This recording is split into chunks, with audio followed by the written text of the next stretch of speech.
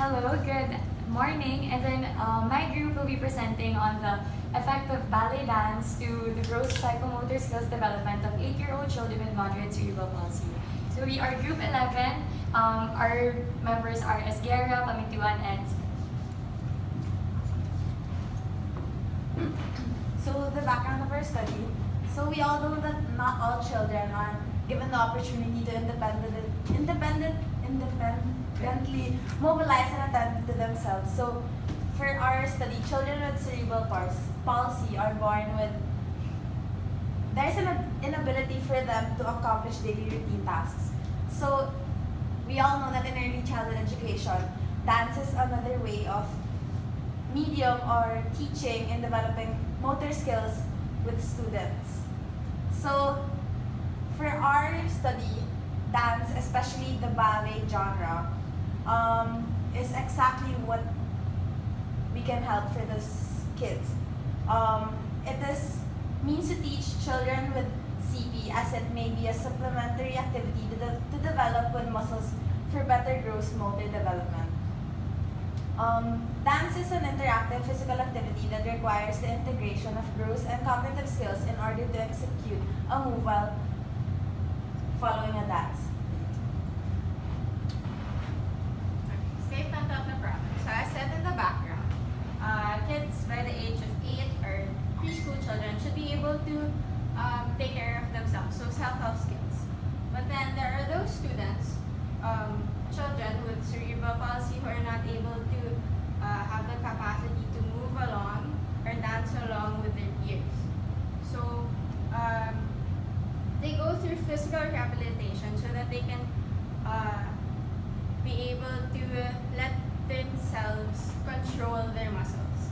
So we believe that our problem here is that these children do not have the capacity to move and dance along with their peers, so this is our platform that can help them. So for our research questions, we have two. The first one is, will engaging in children with moderate cerebral palsy, ballet training will aid the child in developing gross motor skills than what is expected of them?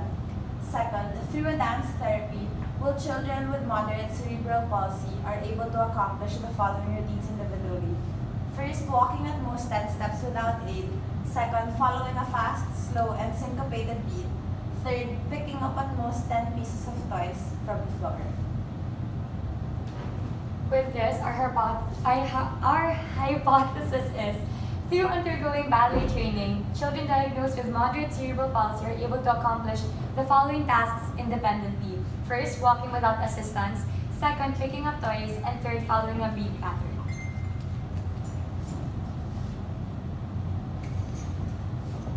So for our review of related literature, for our first one, we have articles about cerebral palsy.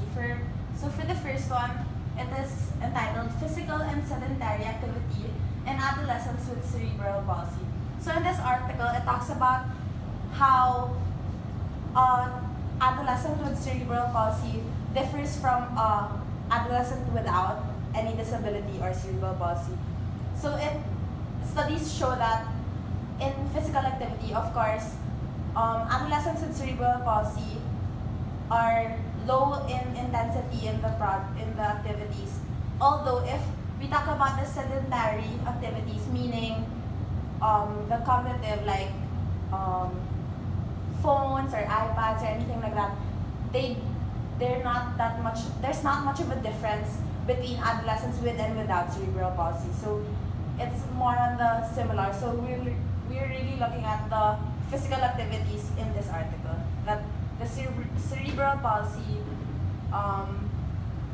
have to have low intensity activities. Next, we have articles about dance therapy. So the first, creative dance as a means of growth and development of fundamental motor skills for children in first grades of primary schools in Greece. This article states that in Greece, it's really incorporated in their curriculum that dance or creative dance is used to develop gross and fine psychomotor skills. It's really part of their schedule, it's really part of their exams, it's really part of the whole class. And then next, physical activity play in children with disabilities a neglected opportunity for research. So in contrast of all of the articles that we found, this article states that it is hard to use physical activities as a means of developing gross psychomotor skills and fine psychomotor skills to children with disabilities, because the developmental milestones usually used as a standard is not of what a child with cerebral palsy has. So obviously, they say na the students with cerebral palsy are lacking behind or that they aren't really improving, mainly because the developmental milestones that the researchers are using to determine that are the ones of 8-year-old children, regular students, not the ones with cerebral palsy. Then lastly, for the articles about dance therapy as intervention for cerebral palsy, so one of the articles is on the use of dance as a rehabilitation approach for children with cerebral palsy, a single case study. So this one talks about how ballet, so ballet is the main source of dance genre that these researchers use on a single dancer that's around 12 years old. So they found out that the step of vertebra forward, which is the movement of the upper torso going down to the floor and coming back up in a straight body, was able to help the student control the muscles around the hips and the hip flexors. So the conceptual framework. So this is our conceptual framework. So in the dance studio is the variable that we believe that won't affect what the outcome will be. So our independent variable is the engagement in ballet, and then it has a excuse me, it has a direct relationship to the dependent variable, which is the development of gross motor skills. And then we have controlled variables as well as confounding. So the controlled are the ones that aren't supposed to be changed, which are the moderate cerebral palsy, which is also level 2, the age of the students, which is 8 years old, and the time that we consume, as well as the time of the day that it is done. Also confounding, which are the inevitable and not, or the inevitable ones, which are the fatigue, excitement, tantrums, and the inattention that the students may have. So our research design is quasi-experimental. So quasi-experimental was said that it determines the relationship between an independent variable and a dependent variable. The independent variable must be identified, but then it's not manipulated. Also, we use a pre-existing group and not a randomized selection of group. And then the reason why we chose quasi-experimental is because we wanted to determine the possible relationship between the development of children with cerebral palsy to the art and science of ballet as a form of dance therapy.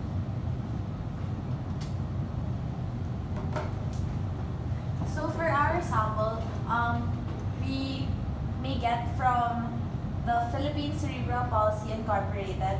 So PCPI is a non-stock and non-profit organization dedicated to the elevation of children with cerebral palsy and other motor-related disorders in the country. So we will be getting children with a moderate cerebral palsy and who are at the age of 8 years old and is in the level 2 of the GMFCS. Next, we have our instruments. Our first instrument is ballet dance classes. So the students who are part of the experimental group, which are 5. So in total, we have 10 participants in our study. 5 of them will be undergoing ballet classes, and then they will be undergoing the classes for 3 months with thrice a week classes each. And then after, so we have the instruments to be used during the pre-test and the post-test. Our first is the modified hallway. We will be showing pictures in a while. The modified hallway was inspired by the transition times activity, which we got from the Adapting Activities for Young Children with Disabilities manual.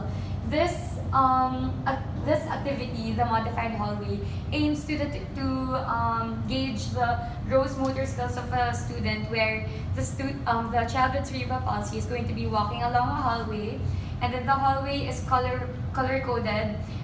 Each color code represents half a meter. So half a meter is approximately around 2 steps. So that is what the researchers will record with the rubric that we'll be showing later. Next, beat patterns. This was inspired by Sarah Mollett in 2013. This activity practices fine motor skills through the action of clapping both hands to a beat. This is with the common knowledge of how we used to do it in preschool, or how music classes go when we clap to a beat. This is the slow beat, and then the fast beat, and then the syncopated. So we will be showing the beats out later. And then next, balls with different textures and sizes. This activity was inspired by the developmental milestones of 8-year-old children from Kids Sense Australia. This measures fine and gross motor skills. So here are the pictures. Here we have the beat patterns. So what the researcher will do, she will be doing the beats first. So these are the slow beats, and these are the fast beats, and these are the syncopated beats. And then afterwards, the student will be following the beat that she's doing. Next, here are the assorted balls with different textures and different sizes. Different textures because the fine motor skills part there is when the child is going to grasp the ball with different textures, and then the gross motor skills there is when he's going to be picking it up, so bending off the back. And then lastly, here's the hallway with the different colors stating how many meters yung nagawa niya, or how many steps the child can do. So our data gathering procedure, first we will be having the pre-test. The pre-test comprises of the 3 activities: the modified hallway, the following of the beats, and the picking up of the assorted balls. And then after that, the number of repetitions that they were able to do it based on the criteria that we'll be showing later will be noted. And then from the 10 students, we will be getting 5 randomly. Those 5 will be engaged in ballet classes for 3 months with 3 sessions each. And then afterwards, we have the post-test, which is exactly the same as the pre-test. And then after that, we will get to compare the difference of the scores of each.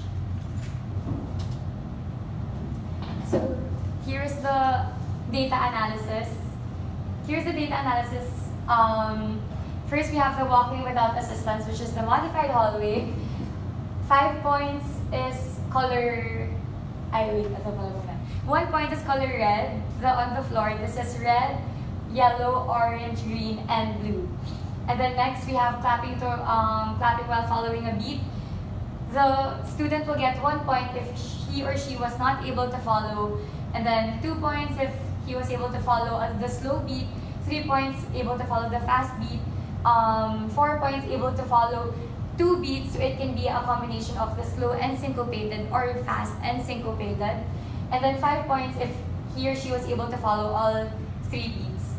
And then lastly, we have the picking up toys from the floor. The student will get 1 point if he or she was able to pick up 2 or less toys, or the balls. And then 4 toys, 6 toys, 8 toys, and 10 toys.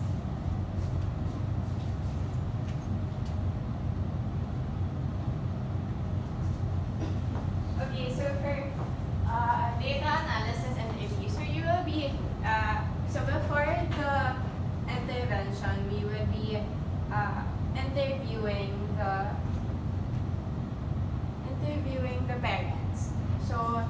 So 5 questions would be: what routines did he or she have trouble with accomplishing alone?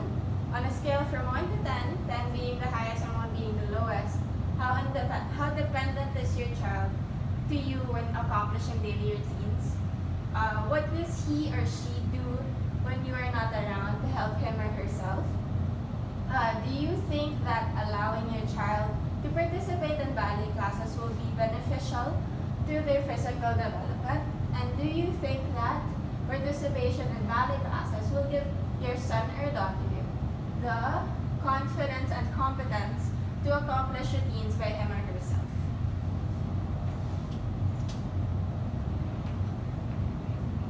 And then after the intervention, the only questions that are different are numbers 4 and 5. So again, the three are the same with the before, and then 4 and 5 goes, did the participation of your child in ballet classes benefit their physical development? And also, did the participation of your child in ballet classes give your son or daughter the confidence and the competence to accomplish daily routines by himself? We kept 1, 2, and 3 the same because this will be in the context of after the ballet classes. So we will get this to see the difference if the student still has the same list of routines that he or she is having troubles with after doing ballet classes. On a scale of 1 to 10, is the student still as dependent on the parents after ballet classes? And then what does he or she do when you're not around to help him or her? After ballet classes, did the student be more confident na he or she is going to be practicing problem-solving skills in times na wala yung parents? And that is our report. Thank you.